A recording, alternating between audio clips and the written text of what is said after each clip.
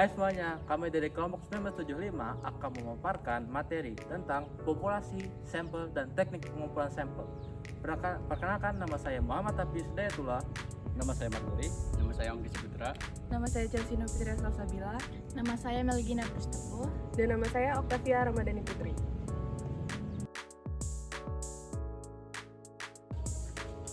Populasi. Definisi dari populasi ialah di mana populasi dalam penelitian adalah entitas atau objek yang menjadi fokus analisis. Fase populasi terdapat dua jenis objek, yaitu objek nyata, tangible, dan objek abstrak, untangible. Karakteristik dalam populasi ini dapat dilihat sebagai kumpulan dari banyak sampel penelitian dan memahami populasi penting untuk mengatur penelitian dan struktur data. Ukuran populasi atau jumlah populasi diberi notasi huruf M, dan ukuran populasi dapat dikategorikan sebagai terhingga, yaitu countable, atau tak terhingga, itu uncountable.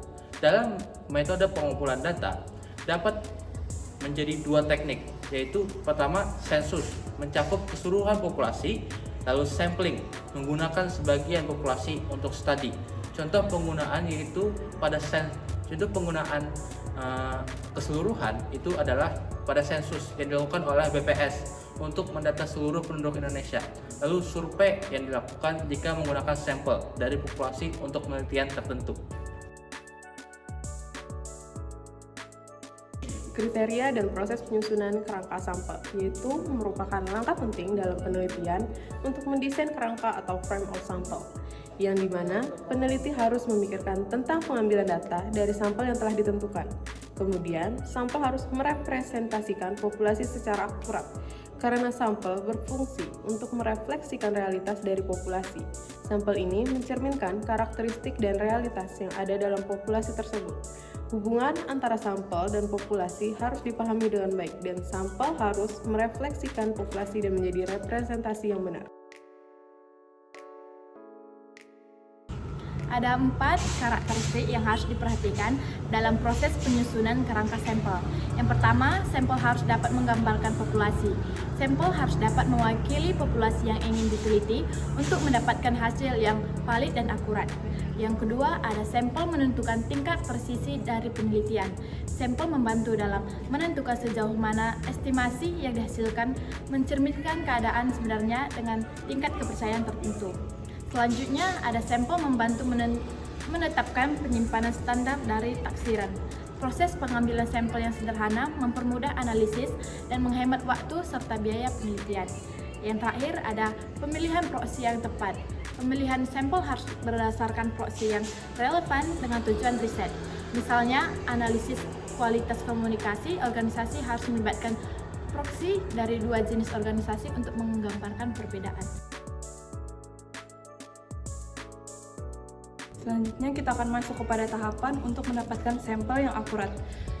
Yang pertama yaitu identifikasi populasi, di mana menentukan siapa yang termasuk dalam populasi yang akan diteliti. Yang kedua yaitu metode pemilihan sampel, memilih metode dan prosedur yang tepat untuk mengambil unit sampel. Kemudian yang ketiga adalah menentukan ukuran unit sampel, menentukan berapa banyak dan unit apa yang akan digunakan dalam penelitian. Di sini saya akan menjelaskan materi tentang diagram tahapan menentukan sampel.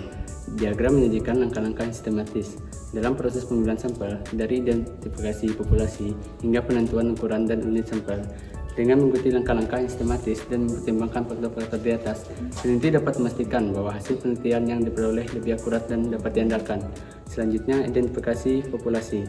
Untuk melakukan penelitian, perlu mengidentifikasi populasi target dengan jelas. Contohnya, mengkaji kinerja industri UMKM di Kota Medan. Proses ini melibatkan penentuan kerangka sampling yang menjadi dasar untuk memilih sampel.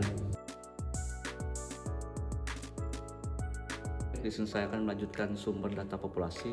Data populasi dapat diambil dari sumber resmi seperti BPS, Badan Pusat Statistik, atau Kantor Dukcapil. Karena dan data ini penting untuk memastikan data yang digunakan akurat dan terkini. Selanjutnya, kriteria rancangan sampel. Sampel harus lengkap meskipun ada batasan. Lengkap berarti tidak ada data yang terlewat. Yang kedua, elemen unsur yang terlibat dalam sampel harus relevan dengan penelitian. Selanjutnya, metode pengambilan sampel ini terdapat dua metode utama. Yang pertama adalah sampling dengan metode pengembalian unsur yang terpilih dapat dipulihkan kembali. Yang kedua, sampling tanpa pengembalian unsur yang tidak terpilih dapat dipilih lagi. Jenis sampling ini dapat dibedakan antara probabilitas dan non-probabilitas. Selanjutnya kita akan masuk kepada menentukan ukuran besaran sampel. Sampel ditentukan besarannya menurut kebutuhan yang ada. Secara matematis dapat dirumuskan beberapa perhitungan yang representatif untuk menentukan ukuran sampel tersebut. Yang pertama, ukuran sampel untuk proporsi. Selanjutnya yang kedua, ukuran sampel untuk rata-rata.